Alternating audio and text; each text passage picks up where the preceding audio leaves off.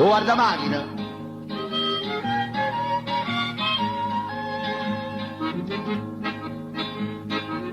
A Napoli noi siamo stati sempre specialisti a inventare mestieri, perché la fatica se non ce la inventiamo noi non si mangia.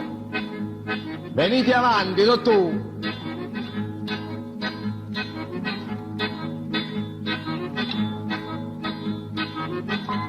Io esercito il mestiere guardamacchine, la più moderna e nuova professione. Che manca a dirlo, sta soltanto a Napoli. L'avemmo fatta noi questa invenzione. È una mestiere seria, no come crede la gente. S'ha da sapere distinguere, non è una cosa niente. Perché a guardare ci vuole l'abitudine, ci vuole l'applicazione e l'esperienza, che forse mi guardate preposillo che io sono diventata un'arte e scienza. Certo che per portare la famiglia all'ansia ci vuole arrivare tanto 80 macchine al giorno, ma che è stretta e non c'è che fa. Allora avevo pensato di adattare il mio vascio a garage, ma non è stata cosa. Come dite, l'autorizzazione del comune, non la tengo. Mi sono fatto autorizzare da mia moglie 5 figli. 5 figli, dottore.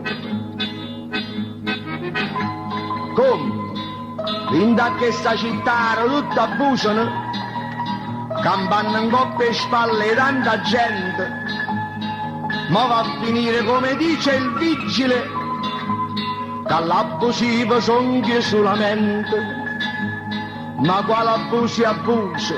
L'abuso è chi l'eterno, chi le campanna scusa pure dopo ad eterno. Certo fosse più giusto a stare in regola, tenere 1000 licenze e documenti. Ma dimmi che sto come può pretendere, se tutta casa fa abusivamente. Venite avanti, dottore.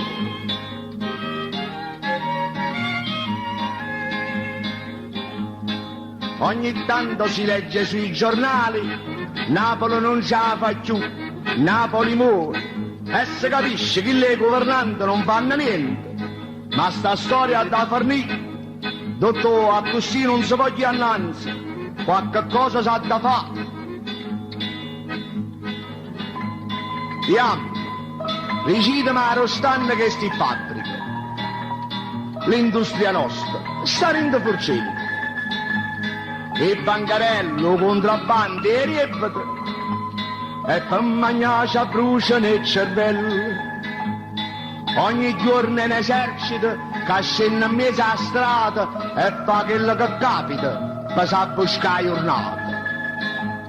Io faccio sto mestiere guardamacchine e tengo un lavoro assicurato. Ma anche che cannonata a me mi si muovono. Ho un posto fisso, ma sono piazzato. Ma non mi crede più.